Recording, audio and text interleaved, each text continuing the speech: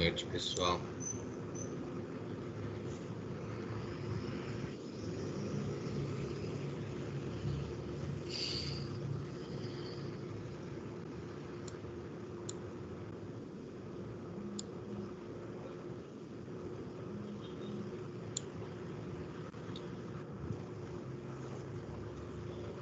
Bom, gente, a gente vai dar continuidade à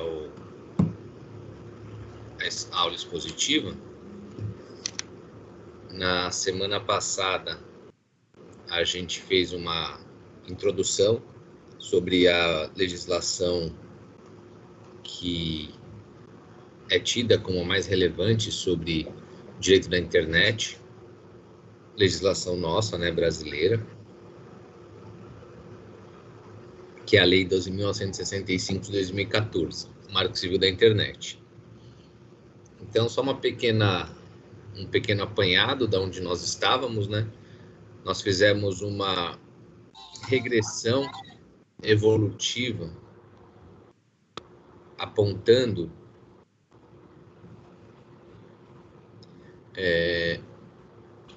o histórico legislativo do nosso país sobre regulação da internet. Então, nós falamos sobre os projetos de leis do final da década de 90, os critérios, a Lei Carolina Dickmann, a introdução da legislação no âmbito criminal sobre crimes de captura, de invasão, de divulgação, de compartilhamento de dados coletados de forma indevida. E depois nós ingressamos no estudo evolutivo do Marco Civil da Internet.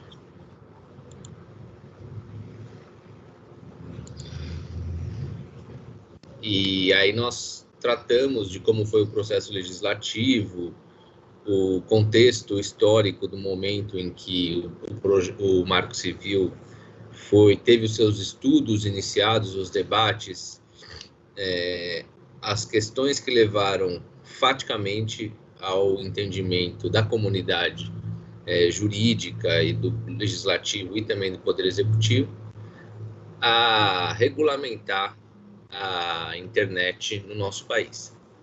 Qual era a pretensão da legislação? Ter uma abrangência de uma forma a atender as relações no ambiente digital como se fosse uma verdadeira constituição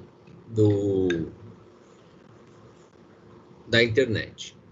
Então, nós falamos dos primeiros fundamentos sobre a internet e nós paramos nos princípios, né?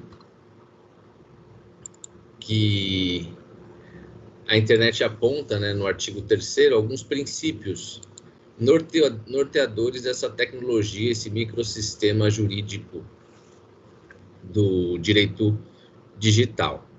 Então, a redação do artigo 3º é essa que está aqui na tela, né, para nós. Disciplina uso da internet no Brasil, e tem os seguintes princípios. E aí vocês vão ter uma sequência de 8 incisos e um parágrafo único, onde esses princípios estão relacionados. De interessante é que, tal qual os fundamentos vistos na semana passada, os princípios do Marco Civil da Internet também têm uma referência muito sedimentada na Constituição Federal e em diversos dispositivos da Constituição.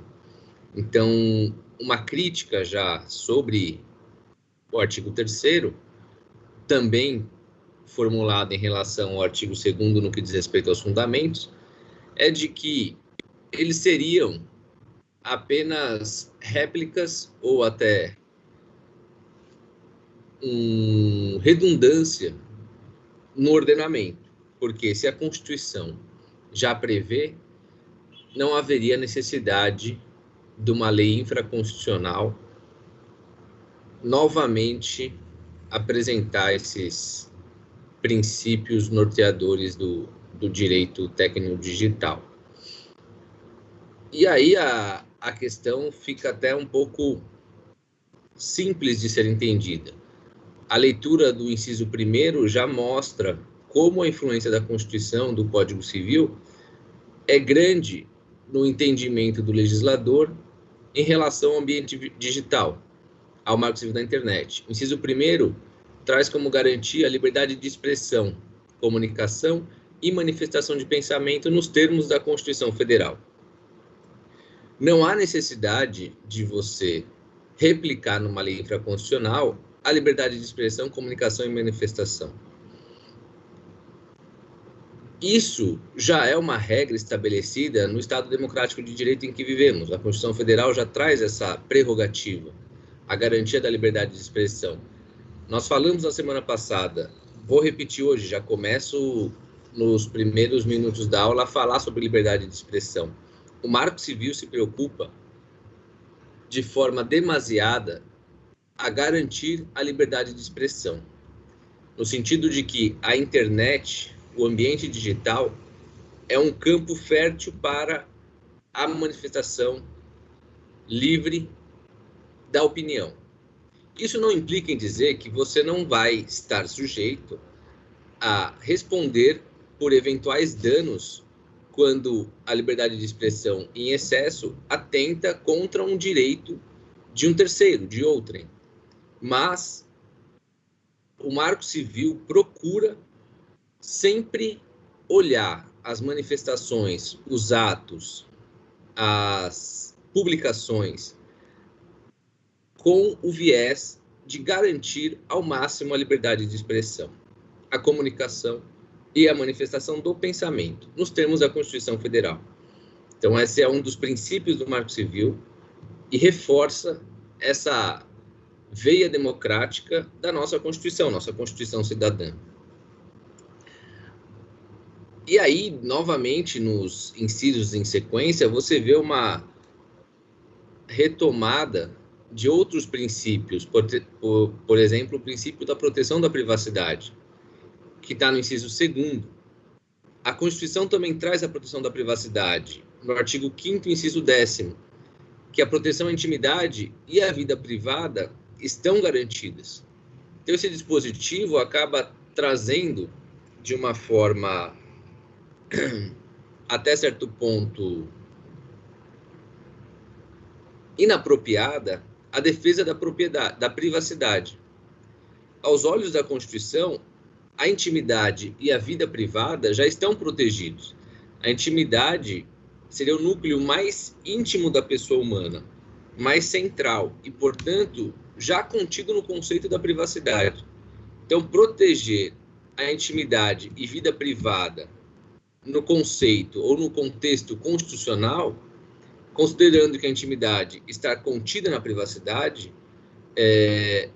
esse dispositivo, esse princípio da proteção da privacidade do Marco Civil já estaria contido, inserido, mais uma vez, nos preceitos e nas defesas da Constituição Federal. Então, o ideal seria que, se o Marco Civil vai replicar, vai renovar os princípios constitucionais, o ideal seria que ele o fizesse na redação da Constituição, para não viabilizar, não propagar uma interpretação, um viés interpretativo potencialmente contrário. Então, o inciso 2º, da mesma forma que o primeiro, também encontra guarida, encontra força de sustentação na Constituição Federal. E o legislador entendeu por bem reforçar essa posição de proteção da privacidade também no Marco Civil da Internet, pensando nos ambientes digitais. O inciso 3º traz a questão da proteção de dados na forma da lei. A lei, a privacidade e intimidade, a proteção de dados, eu vou deixar o artigo que eu acho que fica mais sequencial, né, na nossa exposição.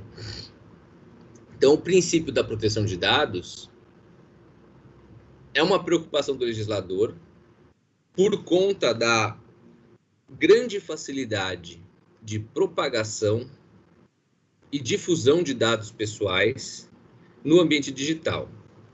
E ele ainda faz a ressalva, no final do inciso 3º, que o princípio da proteção de dados atenderá à forma da lei. A lei veio depois do Marco Civil. A lei é de 2018, a Lei Geral de Proteção de Dados. Na Lei Geral de Proteção de Dados, vocês vão encontrar, a gente ainda estuda esse semestre essa lei, a definição de dados pessoais sensíveis, as formas como essa proteção precisa ser analisada pela sociedade, a criação ou um objetivo de se estimular uma política de proteção de dados, uma cultura de proteção de dados, trazer a importância que esses dados pessoais necessitam. E a proteção de dados, na Lei Geral de Proteção de Dados, ela tem também a preocupação de uma proteção da privacidade. A privacidade, a intimidade e vida privada, ela será protegida passando pela proteção de dados. Uma política nacional de proteção de dados, uma autoridade nacional de proteção de dados, ela precisa estar atenta à lesão, ao potencial lesivo dessas divulgações em massa de dados pessoais. E como é importante você estar atento a uma política de proteção de privacidade com base na proteção de dados pessoais. Você atinge uma privacidade, atinge um núcleo de intimidade e vida privada com a divulgação de dados pessoais. Então, ele deriva do princípio da intimidade. Não é um princípio de uso exclusivo da internet, os dados pessoais, mesmo porque você tem dados pessoais no mundo analógico. Inclusive, esse é um ponto que a Lei Geral de Proteção de Dados precisa ser analisada e causa uma certa confusão, mas ela é uma legislação que não tem o seu espectro de atuação exclusivo nos ambientes digitais. A Lei Geral de Proteção de Dados diz respeito ao tratamento de dados pessoais em todos os campos, tanto digital quanto no mundo físico. Uma fichinha de biblioteca com dados pessoais é um tratamento de dados, da mesma forma que um formulário de pesquisa impresso. Então, são dados pessoais, tanto no mundo físico quanto no mundo digital. A necessidade de você garantir uma proteção integral da personalidade reforça essa tendência que está encampada aqui no Marco Civil e depois com mais propriedade na LGPD, em que uma sistematização global da tutela da privacidade demanda uma proteção de bancos de dados públicos, privados, de pessoas físicas, arquivos eletrônicos ou manuais. Então, os dados pessoais são tidos como um novo petróleo, uma nova realidade de riqueza, um novo olhar para a riqueza dessa sociedade pós-moderna. Então, a efetividade da proteção de dados, ela se dá em sede dos direitos da personalidade. E a sua localização na legislação civilista tem essa amplitude, essa abrangência. Como dados pessoais, vocês encontram vários exemplos.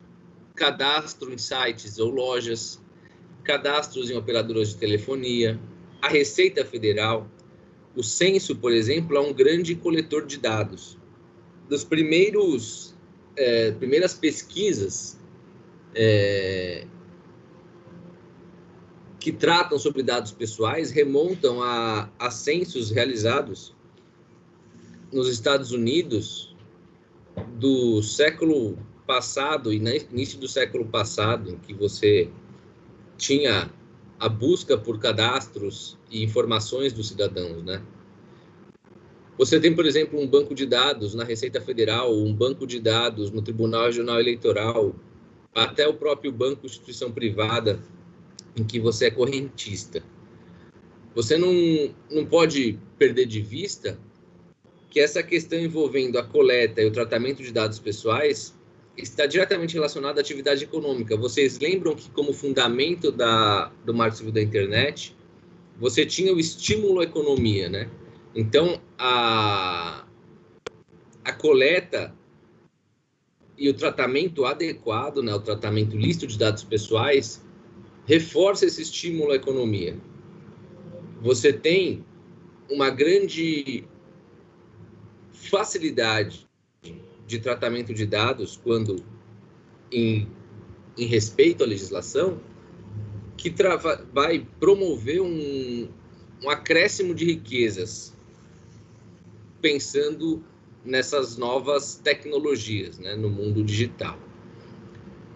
A massificação dos computadores, né, que possibilitou, a partir dos anos 70, 1970, em grau maior, década de 80, que são quando os computadores pessoais começam a ser comercializados em larga escala, essa massificação e ampliação do uso de dados, seja para o arquivamento ou até mesmo utilização.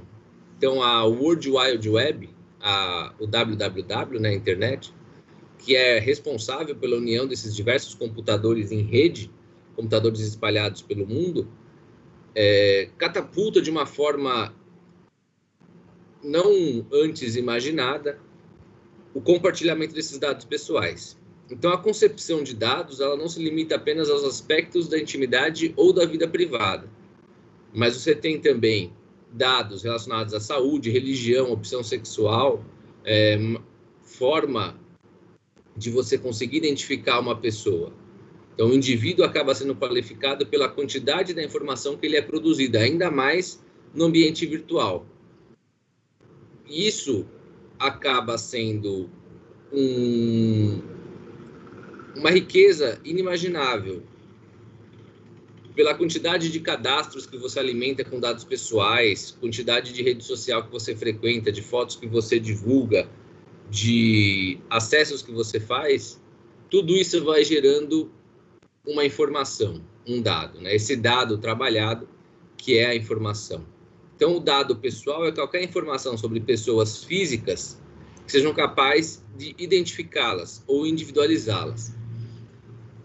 A questão das pessoas jurídicas, ela era tratada dentro do conceito do Marco Civil como um potencial dado, mas a Lei Geral de Proteção de Dados, ela não define um dado da pessoa jurídica como um dado pessoal.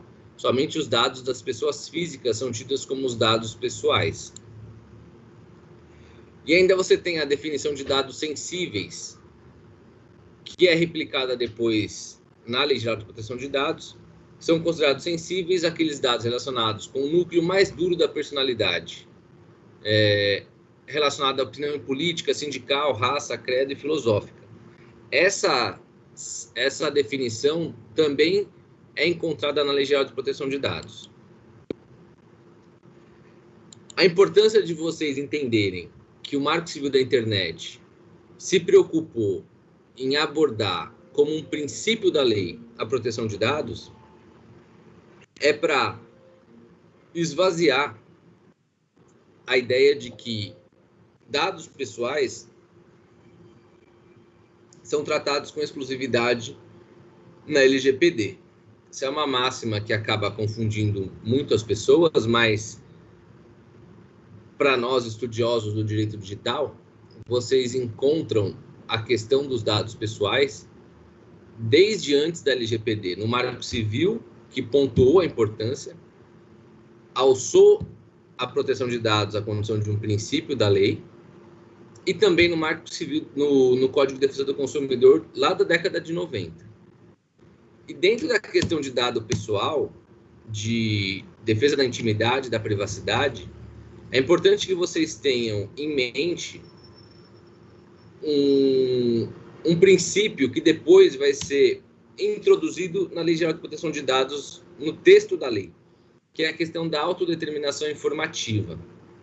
A autodeterminação informativa, ela apareceu, no primeiro momento, essa expressão foi cunhada nesse julgado do ano de 1983, do Tribunal Constitucional Federal da Alemanha.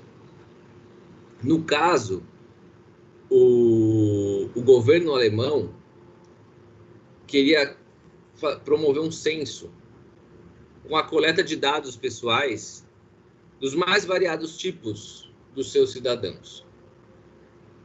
E a gente não pode esquecer do passado da Alemanha na Segunda Guerra Mundial, do nazismo, em que vários guetos, várias comunidades em específica, judeus, negros, homossexuais, ciganos, foram perseguidos e exterminados em números absurdos. E naquele período, 4 décadas depois do fim da Segunda Guerra, alguns segmentos da sociedade se indagaram o porquê do governo alemão querer tantas informações sobre os seus cidadãos. E aí foi cunhado nesse julgamento sobre essa questão específica essa expressão, autodeterminação informativa, que significa, a grosso modo, o cidadão, você tem a prerrogativa de fornecer a informação que lhe aprouver sobre o seu estado, sobre a sua condição. E essa informação está sob o seu controle. Quando você desejar fornecê-la, você poderá se entender que é razoável. E quando você entender que essa informação é obsoleta, não precisa mais ser mantida com o governo nesse caso, você teria a prerrogativa de pedir o fim do seu tratamento. Então, eu vou pedir licença para vocês para fazer essa leitura desse trecho em destaque, aonde você encontra essa conceituação de autodeterminação informativa. Então, começando aqui nas aspas. Quem não pode divisar com suficiente segurança quais das informações que lhe tocam são conhecidas em determinados campos de seu entorno social, e quem não consegue estimar de algum modo o conhecimento de possíveis parcerias de comunicação, poderá ser substancialmente frenado em sua liberdade de planejar ou decidir segundo a sua própria determinação. Não seriam compatíveis com o direito à autodeterminação informativa uma organização social e uma organização jurídica que a possibilitasse, na qual cidadãos não mais pudessem saber quem, o que, quando e em qual circunstância se sabe a seu respeito. Então, cabe a cada cidadão compartilhar os dados que lhe dizem respeito, saber para que esses dados estão sendo recolhidos, saber o que se vai fazer com os seus dados e também, ao final, entender se pode ou não frear essas informações, reaver os seus dados pessoais. Então, essa é a autodeterminação informativa. Você não ficaria, vamos dizer, no escuro em relação a essas informações. São dados pessoais seus. Seu nome, o seu RG, o seu CPF, o seu endereço, a sua filiação, sua profissão, a faculdade em que você estuda, a sua opção sexual, a sua religião, tudo isso diz respeito a você. Se alguém pretende receber essa informação ou ter acesso a essa informação, a esse dado, você tem o direito de saber o que será feito com essa informação, com esse dado, que tipo de tratamento esse dado vai receber. E se você pretender que esse dado não seja compartilhado ou encerrar esse tratamento, você tem essa autodeterminação informativa. Caberá a você se autodeterminar-se. Autodeterminar em que termos as informações pessoais a seu respeito vai ser compartilhada, em que extensão. Então, essa é a importância desse julgado, porque que nós estamos falando de um julgado de 15 de dezembro de 1983. Porque isso foi a primeira vez em que se tratou no mundo a questão do compartilhamento de dados pessoais, no caso, entre um cidadão e o governo, dentro de uma problemática de que isso poderia ser uma invasão da privacidade, da intimidade. Os dados pessoais, olha como a proteção de dados pessoais é uma preocupação antiga na Europa. E hoje, vocês vão ver, a gente vai estudar mais adiante, não nessa aula, mas no transcorrer do curso, do semestre, que a autodeterminação informativa está expressamente contida na Lei Geral de Proteção de Dados. Então, fazendo o link, o Marco Civil da Internet, como a Constituição, ou uma pretensa Constituição no ambiente digital, tem essa preocupação de alçar a condição de princípio a proteção de dados. Para e passo com isso, ele faz a ressalva de que, protegido de acordo com a Lei Geral de Proteção de Dados fará também essa proteção com muito mais verticalidade, com muito mais profundidade. E essa precaução, tanto de alçar a proteção de dados, a condição de princípio no Marco Civil da Internet, como um viés de proteção da privacidade, intimidade e vida privada, e também a relevância que esses dados pessoais alcançam na sequência histórica do direito, a ponto de uma legislação específica sobre isso ser cunhada e tratada na Lei Geral de Proteção de Dados, se deve, em grande medida, sobre esse julgado de 1983 do Direito Constitucional Federal da Alemanha. Em 1983, eu posso afirmar com uma certa tranquilidade que pouquíssimos estudiosos tinham a compreensão ou uma visão de futuro a ponto de entender que a proteção de dados demandaria uma regulamentação.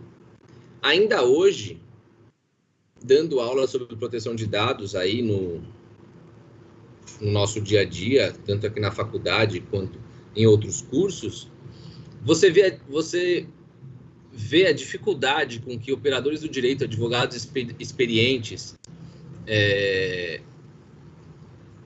essas pessoas têm de reconhecer um dado pessoal como um bem a ser tutelado, como um patrimônio da pessoa que merece ser protegido.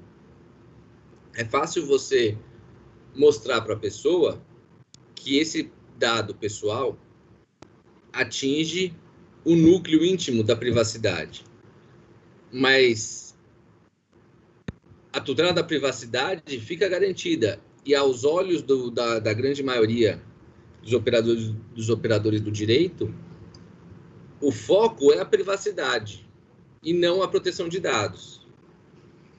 Sendo que a proteção de dados, ela garante uma privacidade, então você estaria atuando numa esfera preventiva para manter a privacidade como um núcleo inviolável da intimidade da pessoa humana. Você protegendo os dados pessoais, você protege a intimidade e a privacidade. Então, não basta simplesmente tutelar a privacidade de uma forma ampla. A proteção de dados vem nesse caminho. Uma das formas de se proteger a privacidade é o tratamento adequado e lícito de dados pessoais. Aqui a gente tem umas normas de tutela que dizem respeito a dados pessoais, né? Então, você tem a Constituição, 88, Código Civil, artigo 21, fala da privacidade. Código de Defesa do Consumidor, artigo 43, fala sobre proteção de dados. A Lei Carolina Dickmann traz os aspectos criminais no que diz respeito à captura.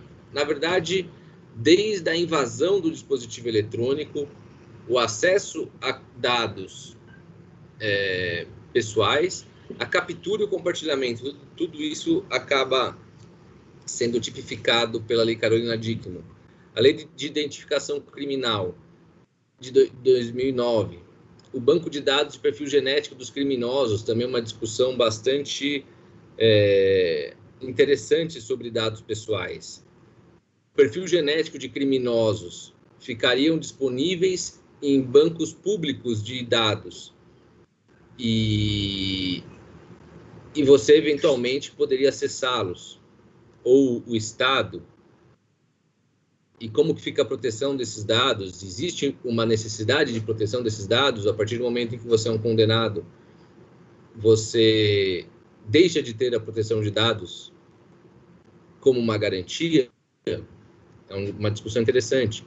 A lei de 2011, que cria o cadastro positivo, principalmente voltado ao mercado financeiro, né, para concessão de crédito. Aí nós teremos a questão do Marco Civil da Internet, no inciso 3º do artigo 3º do Marco Civil, colocando os dados pessoais como um princípio. E aí o projeto de lei, que depois veio a se tornar a Lei Geral de Proteção de Dados, em 2018.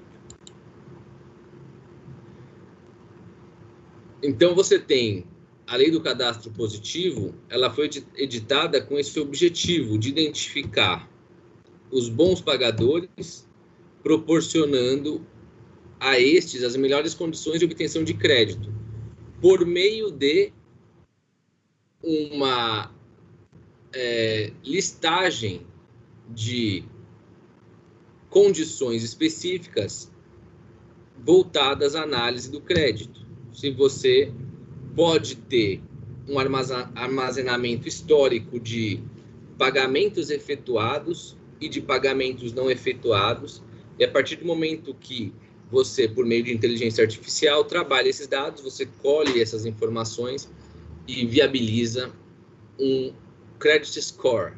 Então, você vira um número. E a partir desse número, você tem um crédito com juros mais baixos, se você for um bom pagador, ou com juros mais altos, se você já tem um histórico de uma negativação no Serasa, que você não pagou um boleto de um cartão de crédito, ou não pagou a fatura do seu celular. E aí você trabalha basicamente com dados pessoais, né? Você identifica uma pessoa com base naqueles dados pessoais de pagamento. E a questão da intimidade e privacidade totalmente vinculada. O Marco Civil da Internet, por sua vez, ele traz algumas definições no artigo 10, 11 e 12, no que diz respeito a dados pessoais. Eu trouxe os dispositivos para vocês, porque quando nós formos trabalhar a Lei Geral de Proteção de Dados, a gente vai fazer pouquíssima referência a esses 3 artigos do Marco Civil, porque a Lei Geral, como eu já falei, ela é muito mais vertical, muito mais profunda. Mas é interessante para que vocês tenham esse conteúdo, esse acesso. Vocês, durante o curso de Direito aqui na faculdade, vão ter somente esses 6 meses de contato com a temática do direito da internet. E aí depois vão ver a questão de proteção de dados e direito digital por toda a vida profissional. E é importante que vocês saibam que o Marco Civil faz uma referência inicial sobre proteção de dados. Temporalmente, o Marco Civil ele antecede a Lei Geral de Proteção de Dados em 4 anos. No mundo digital, isso é um espaço de tempo muito grande, que se permite uma evolução incontável da tecnologia. Mas o Marco Civil se fez presente, não se eximiu da responsabilidade, o legislador não deixou de tratar do tema. Então, vou ler aqui com vocês, para vocês analisarem e depois fazer alguns breves comentários sobre as questões dos dados pessoais. Então, artigo 10º. A guarda e a disponibilização dos registros de conexão e de acesso a aplicações de internet de que trata esta lei bem como de dados pessoais e do conteúdo de comunicações privadas, devem atender à preservação da intimidade, da vida privada, da honra e da imagem das partes direta ou indiretamente envolvidas. Então, vocês têm o registro de conexão e de aplicação e os dados pessoais inerentes a eles, como questões atinentes à preservação da intimidade, vida privada e da honra. Então, para você garantir a preservação da intimidade, da vida privada e da honra, você pode pedir esses dados com base no Marco Civil. Artigo 11. Em qualquer operação de coleta, armazenamento, guarda, tratamento de registro de dados pessoais ou de comunicações sobre provedores de conexão e de aplicações de internet, em que pelo menos um desses atos ocorre no território nacional, deverão ser obrigatoriamente respeitados a legislação brasileira e os direitos à privacidade, à proteção de dados pessoais, ao sigilo das comunicações privadas e dos registros. Aqui você vê que o legislador foi um visionário, porque ele fala obrigatoriamente respeitadas a legislação brasileira e os direitos à privacidade e à proteção de dados. Não havia, na época, legislação sobre proteção de dados e privacidade, sobre proteção de dados, mas ele já vislumbrava a proteção de dados como um mecanismo para você alcançar a proteção da privacidade.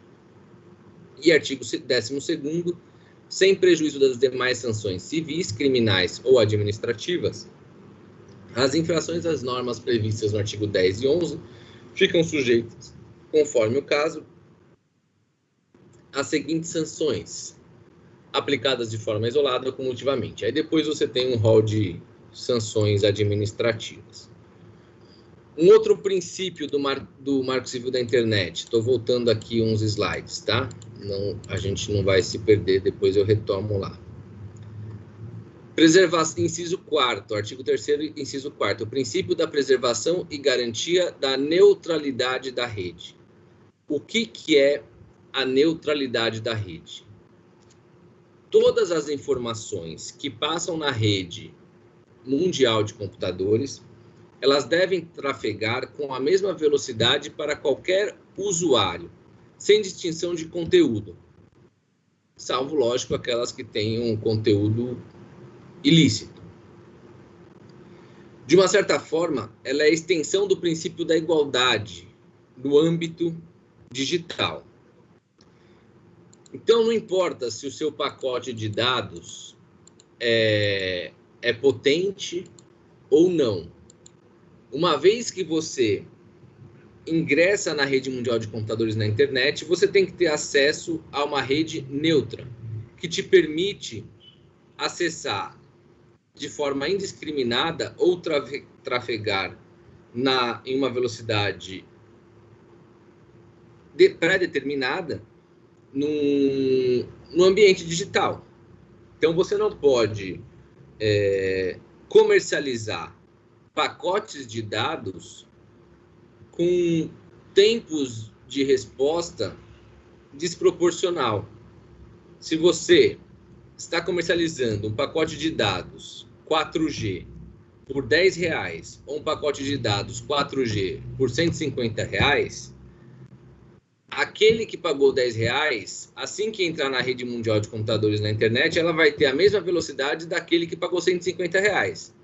O de R$10 vai ter uma duração menor pelo valor, mas o acesso e a velocidade é a mesma. Você não comercializa pacotes com base na velocidade. Você comercializa com base no acesso, na quantidade de dados comercializados. Então, sobre a neutralidade da rede, nós vamos ver que vários países no mundo têm essa preocupação. O Chile, por exemplo, foi o primeiro país que regulamentou o tema da neutralidade da rede. Isso em 2010. Então, nos planos de internet móvel comercializados, baseando-se em quantidade de dados, né, você tem o pacote contratado já pré-estabelecido. Então, dentro desse plano de acesso, é irrestrito no tocante às informações buscadas. Então, você acessou a internet por aquele pacote de dados, você vai ter um acesso irrestrito dentro daquela velocidade comercializada. Você vai poder acessar todo e qualquer conteúdo que você tem interesse em pesquisar. E aí a rede vai ser neutra. Você não vai ter uma limitação de acesso por valor ou por velocidade. E nem por conteúdo.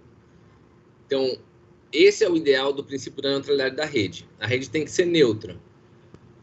O interesse é acessar a internet de uma forma que todos tenham acesso a todo tipo de conteúdo, sem nenhum tipo de limitação.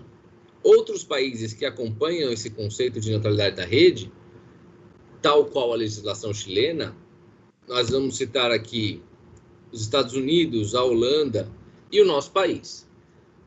A neutralidade da rede, afora ser um princípio previsto no artigo 3º, ela também está prevista no artigo 9º do Marco Civil da Internet. Aqui tem vários dispositivos. Fazendo a leitura do caput para vocês. O responsável pela transmissão, cumulação ou roteamento tem o dever de tratar de forma isonômica qualquer pacote de dados, sem distinção por conteúdo, origem e destino, serviço, terminal ou aplicação. Então, é dos princípios mais importantes da internet, do Marco Civil da Internet em especial, porque ele garante que você tenha um acesso ilimitado ao que a internet pode te oferecer. Então, se você tem uma rede de acesso à internet, você tem acesso a todo o conteúdo disponibilizado na internet. Ainda você tem a garantia de estabilidade da rede e segurança e funcionalidade. Então, o legislador, ele se preocupou em garantir uma internet neutra, acessível, estável e segura. Em todos esses pontos, o legislador se preocupou em marcar presença para viabilizar um acesso neutro. E aí, aqui foi feito um destaque no parágrafo 3º do artigo 9º, que diz, na provisão de conexão à internet, a conexão à internet a gente vai ver daqui a pouquinho o que é. São os provedores de conexão. Na provisão de conexão à internet, onerosa ou gratuita, bem como na transmissão, comutação ou roteamento, é vedado bloquear, monitorar, filtrar ou analisar o conteúdo dos pacotes de dados, respeitado o disposto nesse artigo, no artigo que trata sobre a neutralidade da rede. Então, se você é um provedor de conexão, você não foge do escopo do seu serviço a prévia análise do que vai ser pesquisado no ambiente digital. Você, como provedor de conexão, você tem que garantir o acesso. Você tem que garantir que o particular, o usuário, consiga acessar a rede mundial de computadores. Você não tem que oferecer o acesso à rede mundial de computadores, mas tolir alguns sites, algumas comunidades, alguns aplicativos. Então, a funcionalidade da rede pretende que as tarefas executadas por um usuário, elas sejam amplas e eficientes. Essa é a preocupação do legislador em alçar o princípio da neutralidade e trazer depois, na questão da previsão de conexão de aplicações, o disposto no artigo 9º, que vai destrinchar a questão da neutralidade. Ainda, o princípio da inclusão digital, o princípio da preservação da estabilidade, segurança e funcionalidade, nós já falamos, né, que também é uma preocupação do legislador, trazer uma internet estável, segura e funcional. O princípio da inclusão digital, que é interessante nós falarmos que ele não está no rol do artigo 3º, né? Vamos voltar lá um pouquinho.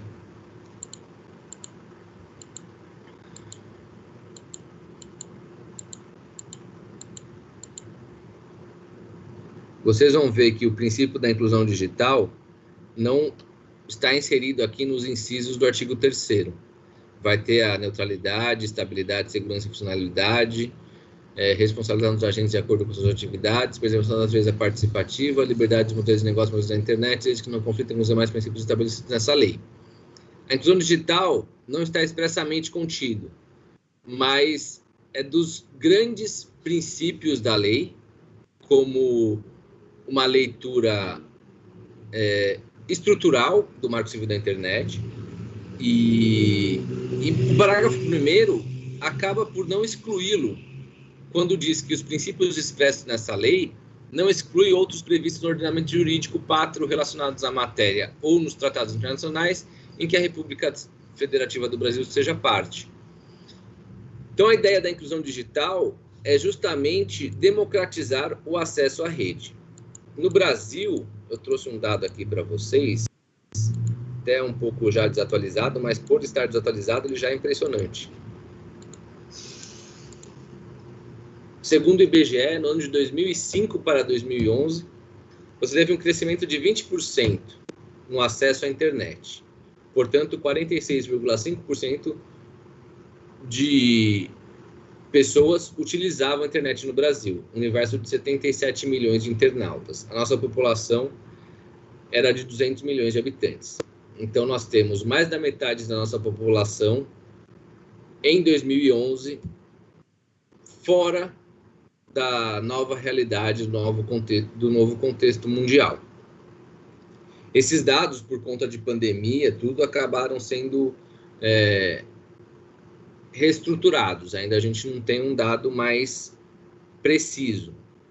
Mas no início da década de 10 dos anos 2000, metade da população nunca tinha tido um acesso à internet. Por conta disso, nós temos alguns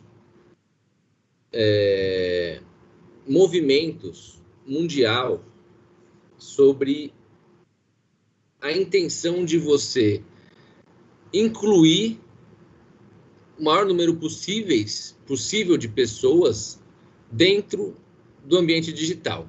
Atualmente, o maior projeto de inclusão digital em andamento é o internet.org, e ele é patrocinado pelo Facebook, projetado aí pelo seu mentor, o Mark Zuckerberg. O internet.org, você tem uma rede mundial de computadores, onde os usuários podem fazer o download de um aplicativo e, por conta desse aplicativo, buscar informações, serviços sobre saúde, empregos, notícias locais, sem ter que pagar por um pacote de dados. Qual que é a maior crítica relacionada a esse programa de inclusão digital? Porque ele atenta justamente com outro princípio que nós acabamos de ver, da neutralidade da rede. Porque você tem um acesso à rede mundial de computadores limitado a poucos serviços de informação, noticiários locais, lógico, as redes sociais, Facebook e aquelas que também são afiliadas do Facebook, o Instagram, o Twitter,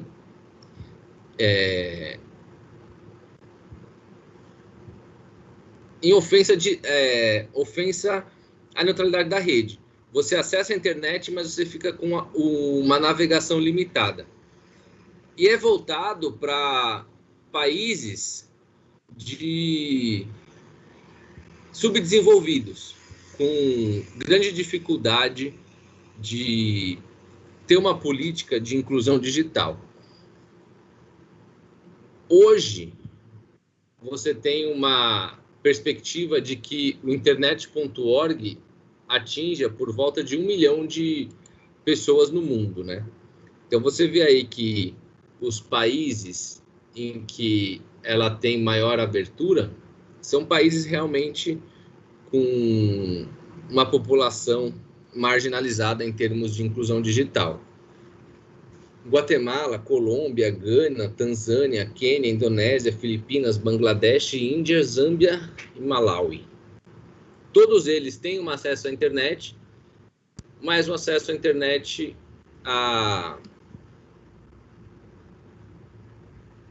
limitado àqueles serviços que o internet.org permite que você acesse. Então, o fato de você dar acesso a apenas alguns serviços selecionados pelo próprio Facebook foi o que levou alguns críticos a acreditarem que era um projeto, na verdade, que atentava contra o princípio da neutralidade, que você tem que garantir o acesso à internet e, a partir daquele acesso, você tem que viabilizar a movimentação da forma mais ampla possível.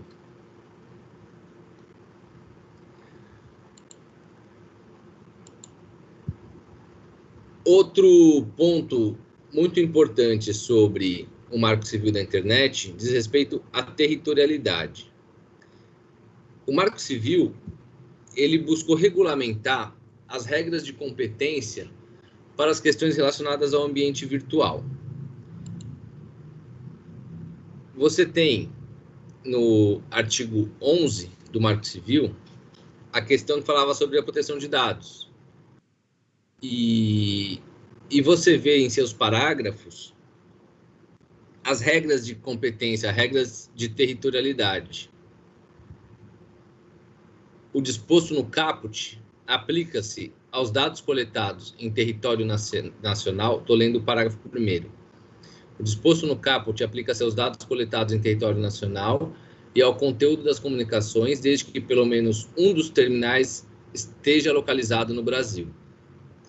Parágrafo 2º. O disposto no caput aplica-se mesmo que as atividades sejam realizadas por pessoa jurídica sediada no exterior, desde que oferte serviço ao público brasileiro, ou pelo menos um integrante do mesmo grupo econômico possua estabelecimento no Brasil. Parágrafo 3º. Os provedores de conexão e de aplicações de internet deverão prestar, na forma da regulamentação, informações que permitam a verificação quanto ao cumprimento da legislação brasileira referente à coleta, à guarda, ao armazenamento e ao tratamento de dados, bem como quanto ao respeito à privacidade e ao sigilo das comunicações. Então, para você estar sujeito às regras do direito brasileiro no que diz respeito ao Marco Civil da Internet, basta que você, um provedor de conexão ou provedor de aplicação, trate dados ou comercialize em território brasileiro, desde que um de seus terminais esteja localizado aqui. Então, se você tem alguma matriz instalada no território brasileiro, não importa se a sua operação principal é fora do país, você terá que respeitar as regras do Marco Civil, da Constituição e demais ordenamentos nacionais. Ainda, mesmo que as suas atividades sejam realizadas por pessoa jurídica sediada no exterior, no caso do parágrafo 2º, se você oferece o seu serviço, o seu produto ao público nacional, ou que pelo menos um integrante do mesmo grupo econômico possui estabelecimento no país. Então, se você está aqui no Brasil, você respeita a legislação brasileira. Se você está no exterior, mas oferece serviço aqui para o Brasil, você tem que respeitar a legislação brasileira. E se você está no exterior, mas tem apenas um braço operando aqui no Brasil, você também tem que respeitar a legislação brasileira. E, por fim, no parágrafo 3º, os provedores de conexão e de aplicação deverão prestar de forma da regulamentação, ou seja, do Marco Civil e demais regras, informações que permitam a verificação quanto ao cumprimento da legislação brasileira referente à coleta, guarda, armazenamento ou tratamento de dados, bem como quanto ao respeito à privacidade e ao sigilo das comunicações. Então, se você está inserido em algumas das hipóteses do inciso do parágrafo 1º e do parágrafo 2º, você tem que respeitar a legislação brasileira e, por conta disso, prestar contas do que tem sido feito no que diz respeito ao Marco Civil da Internet. E aí, a gente precisa trazer algumas definições do Marco Civil. E nesse ponto, é interessante ver como a lei, afora os princípios, também se preocupa em promover algumas definições. Então, um conceito super importante que vocês estão vendo aí na tela, né, é o conceito de conexão à internet. O que é interessante é que o Marco Civil não trouxe o conceito de provedor de conexão à internet. Ele trouxe o conceito de conexão à internet. Aí, a partir desse conceito óbvio, né, a gente vai conseguir extrair o que é um provedor de conexão. Mas, por conta da definição da conexão, que é a habilitação de um terminal por terminal. Pode ser um celular, pode ser um tablet, pode ser um computador, uma geladeira ou qualquer coisa, um carro que se conecte à rede mundial de computadores. Qualquer coisa que se habilite ou habilite vocês a ler e-mails, acessar, por exemplo, notícias, é um provedor de conexão. Tudo isso utilizando-se de um provedor de conexão, é lógico. E aí você vai ter a conexão à internet. Eu falei aqui com vocês sobre geladeira, carro, casa. Esse é um braço de estudo do direito digital, conhecido como Internet das Coisas. A forma como objetos inanimados interagem com os usuários da rede por conta do acesso à internet. Então, a intenção é aprofundar um pouco mais isso, mas como eu mostrei para vocês, se você tem acesso à internet por uma geladeira, é um provedor, é uma conexão. Então, a definição do inciso 5º do artigo 5º é conexão à internet, habilitação de um terminal para envio e recebimento de pacote de dados pela internet, mediante a atribuição ou autenticação de um endereço IP. Então, entendido o conceito de conexão à internet, por consequência, é perceptível o conceito de provedores de conexão à internet. E aí, vocês vão ter o conceito de aplicação. Esses são os dois conceitos em relação a provedores mais importantes: a conexão e a aplicação. Aplicação é a funcionalidade que o acesso por meio da internet lhe permite. Então, se eu uso um aplicativo no meu celular, aquele aplicativo é um provedor de aplicação, de um acesso da rede social no meu computador. Aquela rede social é um provedor de aplicação. Você entra no portal de notícias, aquele portal é um provedor de aplicação. Então, aplicação de internet é um conceito muito mais amplo do que o de conexão. Aplicação na internet é tudo aquilo, toda a funcionalidade acessível por meio de um terminal conectado à internet. Então, nós temos os dois principais conceitos trazidos nessa lei: provedor de conexão e provedor de aplicação. O provedor de conexão é o que habilita a qualquer terminal para a troca de pacote de dados, por conta do protocolo IP. Já o provedor de aplicação é qualquer funcionalidade que o acesso por meio da rede mundial de computadores te permite. Isso é muito importante, porque até pouco tempo atrás, até antes do Marco Civil, a doutrina e a jurisprudência se debruçou sobre essas definições. E nós tínhamos uma definição muito mais segmentada sobre os provedores. Vocês tinham os provedores de conexão, você tinha provedores de e-mail, provedores de backbone, provedores de aplicação, provedores de notícia, provedores sociais. Então, todos os provedores eram segmentados. O Marco Civil criou esses dois grandes grupos. Os provedores de conexão são aqueles que te dão acesso à internet, e tudo aquilo que você faz dentro do ambiente virtual se faz por meio de um provedor de aplicação. O UOL, Globo, Facebook, Instagram, Terra, Migalhas, Webmail, Gmail, sei lá. Tudo que vocês fazem dentro da internet são por meio de provedores de aplicação. O provedor de conexão é o terminal de acesso, seja o seu celular, seja o seu computador, ou a geladeira, ou o seu carro, enfim. o seu relógio, aquilo que te dá o acesso é a conexão. As aplicações dentro já da internet são os provedores de aplicação. Então, o Marco Civil trouxe esses dois grandes conceitos sobre provedores. Ainda é interessante vocês verem os conceitos de registros de conexão, registros de acesso e aplicações da internet. Então, os registros, eles são as informações de IP, aquele protocolo de internet, com data, hora, minuto e segundo. Então, é o caminho percorrido dentro da internet. Então, aí os provedores de conexão, eles têm que armazenar esse registro de conexão pelo prazo de 1 ano. Os provedores de aplicação, eles têm que armazenar o IP, data, hora, minuto e segundo, pelo período de 6 meses. Então, o que é um registro de conexão? Pela definição legal.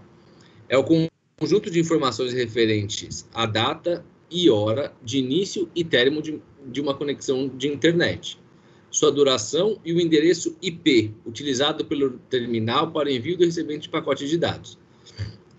Aqui você chega na pessoa que mexeu no computador naquele acesso, naquela hora, minuto, segundo. O registro de aplicação é o conjunto de informações referentes à data e hora de uso de uma determinada aplicação de internet a partir de um determinado endereço IP. Aqui você chega aonde a pessoa navegou naquele dia, naquela hora, naquele minuto, naquele segundo. E a máquina que fez isso. Então, se você pratica uma ofensa a um terceiro, você consegue identificar quem acessou e qual máquina, qual computador viabilizou aquele acesso, pelos registros de conexão e pelos registros de aplicação. E aí você vê que os provedores de conexão e os provedores de aplicação precisam guardar esses registros por prazos distintos. E por que essa diferença? Para o provedor de conexão de 1 ano e para o provedor de aplicação de 6 meses. A questão, ela é até que simples, que a gente vai ter que fazer a reconstrução do acesso, né? Então, você vai ter que ter uma quebra de sigilo. Então, vamos supor que eu quero descobrir quem fez uma publicação no Facebook, falando mal de mim, por exemplo. O que eu vou ter que fazer? Qual que é o meu passo a passo? Em primeiro lugar, eu vou ter que chegar até a rede social. Eu vou ter que ir até o Facebook e perguntar, por meio de uma ordem judicial, que ele me informe o IP, o endereço, o Internet Protocol, ou seja, o protocolo de internet daquele terminal que foi utilizado para fazer aquela publicação. O Facebook é o quê? É um provedor de aplicação. Ele não é um provedor de conexão. Então, a partir daquele protocolo de internet que o Facebook me fornecer, o provedor de aplicação me fornecer, eu vou conseguir descobrir qual foi o provedor de conexão utilizado para fazer aquela publicação. Então, na rede mundial de computadores, o que vai aparecer? Vai aparecer lá o conteúdo ilícito no Facebook. Eu sei por aquela página se a pessoa entrou pelo celular ou por um computador pessoal, ou se ela acessou a internet pela Vivo, pela Claro, por um satélite, por uma fibra ótica. Eu não sei, eu só sei que ali, no Facebook, naquela página, existe uma ofensa à minha pessoa. O primeiro passo é perguntar para o Facebook, o administrador da página, qual é o protocolo de internet de quem fez aquela postagem.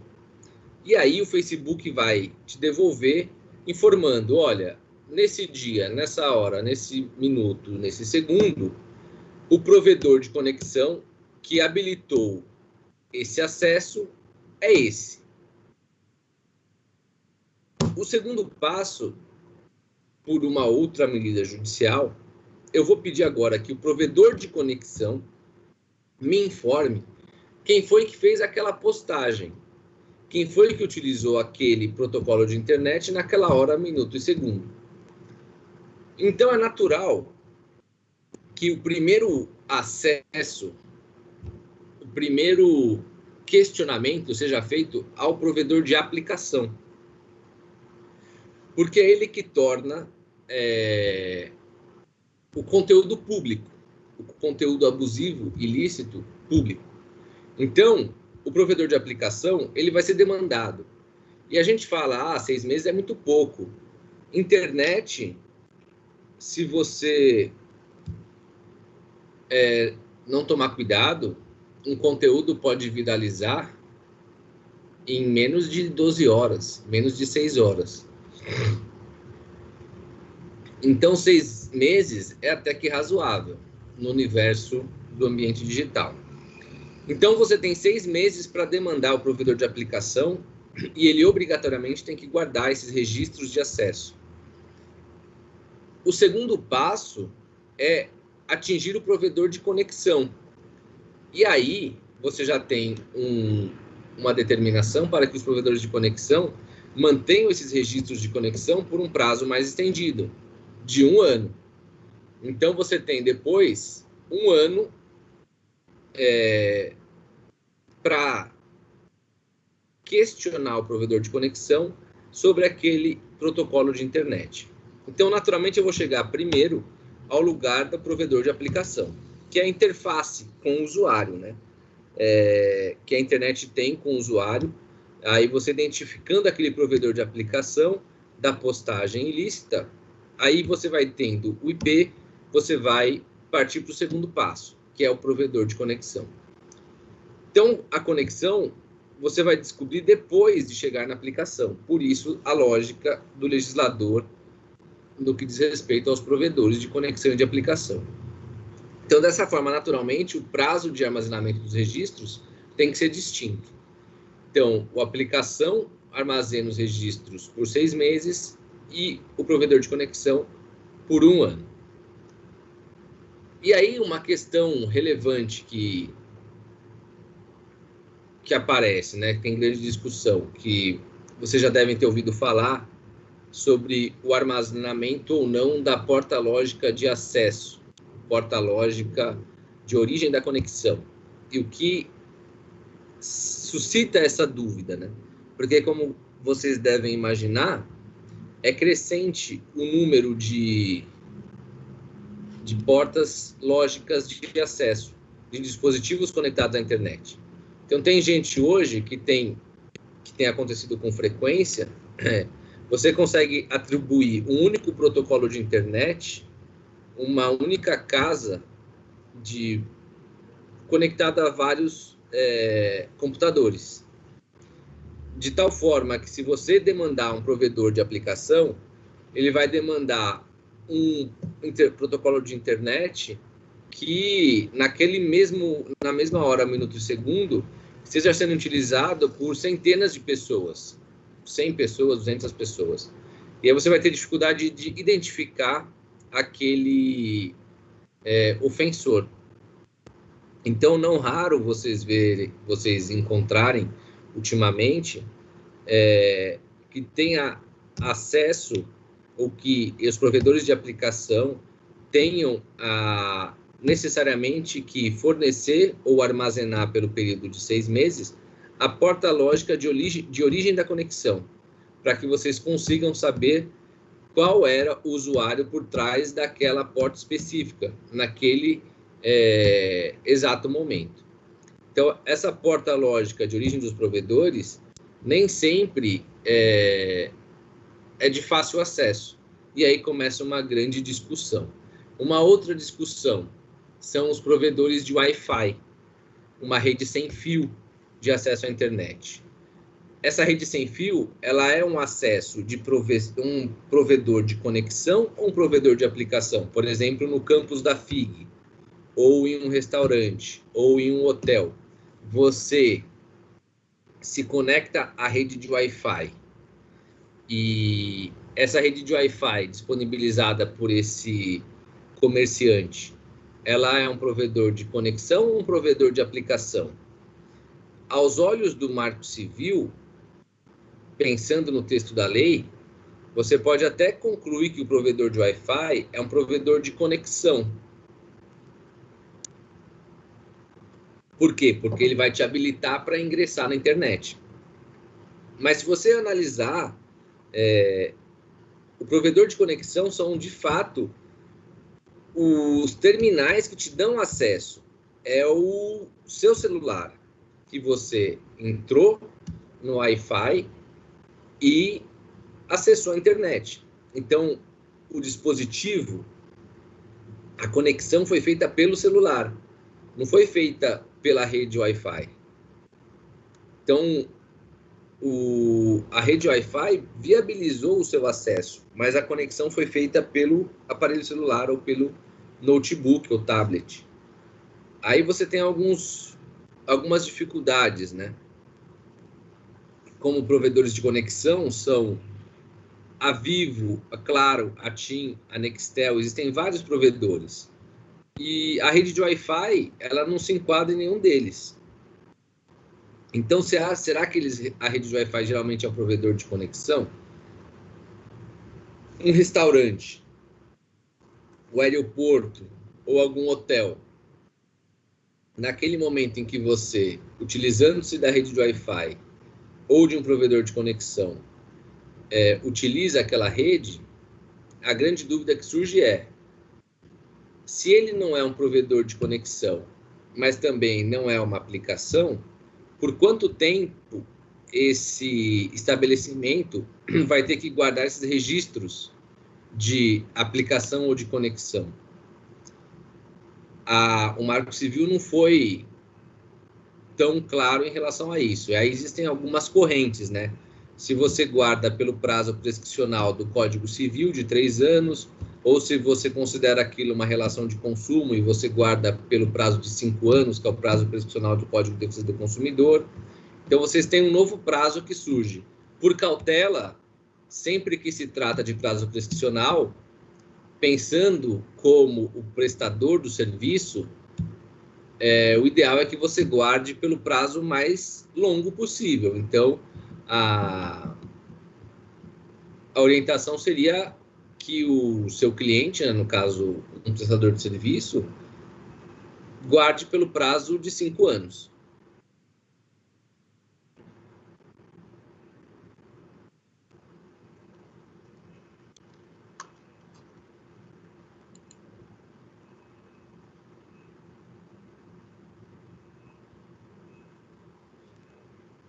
Então, as definições do Marco Civil, elas são muito importantes por conta disso.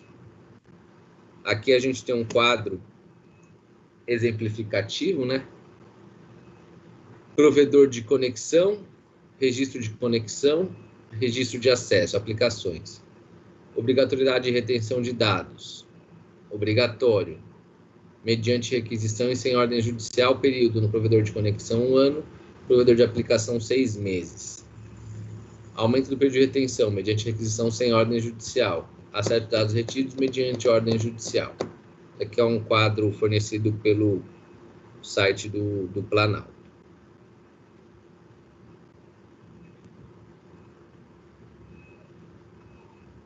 Aí, feita essa introdução sobre os requisitos, a gente ia começar a falar sobre responsabilidade civil. Não vai dar tempo de falar tudo sobre responsabilidade civil em 15 minutos, que é o que a gente tem aqui, um pouco menos, né? Uns 10, 12 minutos. Tudo bem se a gente retomar na próxima aula a partir de responsabilidade civil? Aí na próxima aula a gente fala tudo sobre responsabilidade civil e encerra o Marco Civil da internet. A gente dá andamento nos próximos encontros. Então, a gente finalizou hoje os princípios do Marco Civil, falamos sobre a importância da neutralidade da rede, vocês têm que ter isso com bastante clareza, a territorialidade, os demais princípios, né, privacidade, proteção de dados, intimidade, e a gente falou sobre as definições de provedores ou de conexão e de aplicação e as datas de guarda dos registros de conexão e de aplicação e as importâncias de cada uma. Na semana que vem, a gente retoma desse ponto para falar sobre responsabilidade civil dos provedores de internet. A gente vai falar sobre responsabilidade civil do provedor de conexão, do provedor de aplicação, como que era antes do Marco Civil, como que o Marco Civil definiu, o que está sendo aplicado hoje e qual é o cenário, porque existe ação direta de inconstitucionalidade em cima do artigo 19 do Marco Civil da Internet, e assim foi pautada no final do ano passado pelo Dias Toffoli, mas foi retirada de pauta para uma ampla discussão pública. Então, a gente vai falar sobre isso no próximo encontro. Aí eu acredito que na próxima aula a gente finaliza o Marco Civil e a gente começa a falar já de outros temas sobre o direito digital. Tá certo? Então, por hoje é só, pessoal. Obrigado aí pelo encontro e a gente vai se falando. Até semana que vem. Boa noite a todos.